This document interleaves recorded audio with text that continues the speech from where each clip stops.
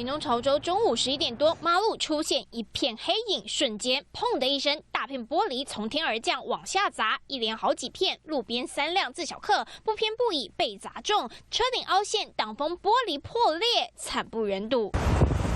马路上满地碎玻璃，疑似是2楼歇业的保龄球馆，经不住强风狂吹。当时屏东最强刮6级阵风，共计12片玻璃砸地。车主看到爱车几乎全毁，超傻眼。我还不太确定是到底是要找哪一位。高雄小港这栋透天厝，外面下大雨，屋内下小雨，屋主用水盆接漏水，因为天花板破大洞，竟然是隔壁工地一根铁条被大风吹过来，直接插破铁皮屋顶。施工建地3面墙壁都挂着鹰架，疑似风太大，鹰架铁条从高处坠落，插进透天厝屋顶，让屋主吓坏了。而施工单位遭开罚18万元，并且勒令停工。我觉得有点小挤，他就买了一罐发泡剂，然后就随便就是挤了几下这样子，然后也不把那个铁处理。因为已经是第2次了。下雨天开在新竹122县道，突然一棵路树瞬间倒塌，夹带土石，砰的一声，迎面砸中自小客，驾驶根本来不及闪，真的惊险一瞬间。台北市信义区停在路边的白色自小客也成了树倒的受灾户，不偏不倚被砸中，让车主的心恐怕在淌血。记者综合报道。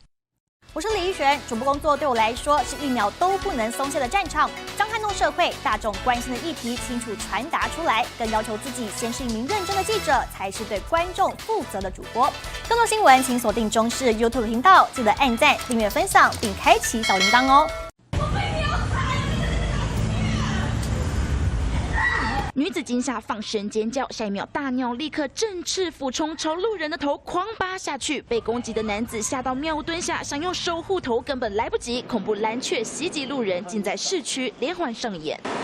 妈妈带着小孩经过，也惨遭鸟鸟突袭，惊恐抱头蹲地，孩子放声大哭。散步阿伯也无法幸免，猛然一啄，惊起来心有余悸，频频回头。另一名妈妈跟女儿直接书包护头，手护头又背而来，因为居民都知道这里有愤怒鸟出没。我已经被攻击好几次了，所以说我才会开始戴帽子。他连小狗也会攻击，就戳一下，就像被打一下头。他的脚给我拔下去。蓝雀空袭警报就在北市内湖民权东路6段这处巷弄内，一旁社区张贴着警告标示，居民几乎天天被攻击，出门都会戴帽子或撑伞，因为仔细看，鸟巢就在社区门口的树上。凶狠蓝雀不止盘旋吃小鸟，还会朝人类攻击8头。这个时间点是蓝雀的繁殖季，那现在刚好在育雏，比较担心自己的孩子会受迫，所以他们就会去驱赶。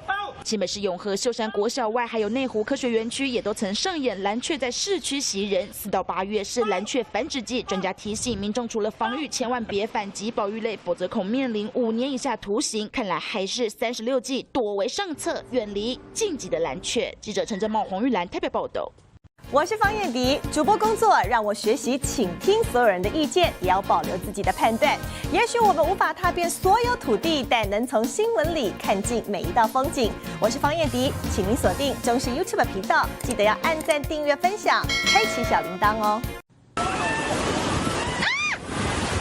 看到眼前这幕，游客吓到大声尖叫，大浪一波接着一波疯狂往前推，独木舟立刻翻过去，2名游客瞬间被海浪吞掉，岸上教练也慌了，立刻跳海，逆着浪潮游泳救人。眼睁睁看着游客被浪吞掉，怎么不害怕？事发地点在屏东小琉球的湾仔，29号发布海警，还没解除有人违规下水。离谱的是，前一天还有冲浪教练直接被浪推着撞岩石，脊椎因此受伤，人送到高雄长庚医院开刀，都还没醒过来。另外一边不顾海警下水的还有这里。港边浮潜教练带领学员拉着浮板，但是大浪一打来，3个人立刻被冲散，还来不及反应，第2波大浪又打过来。游会出代志，就是拢这种的啊。风险较大，搁落咧游泳，教练带落的啊。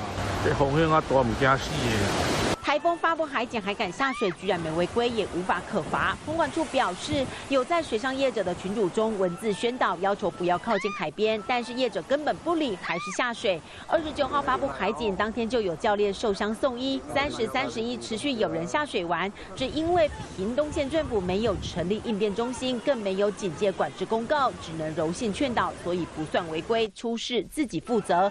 明知风浪大，业者却还是执意带游客下水，政府消极处置，要是等到出意外再来检讨，已经来不及。记者张春华、洪部人林智慧屏东报道。我是方燕迪，主播工作让我学习倾听所有人的意见，也要保留自己的判断。也许我们无法踏遍所有土地，但能从新闻里看尽每一道风景。我是方燕迪，请您锁定中视 YouTube 频道，记得要按赞、订阅、分享，开启小铃铛哦。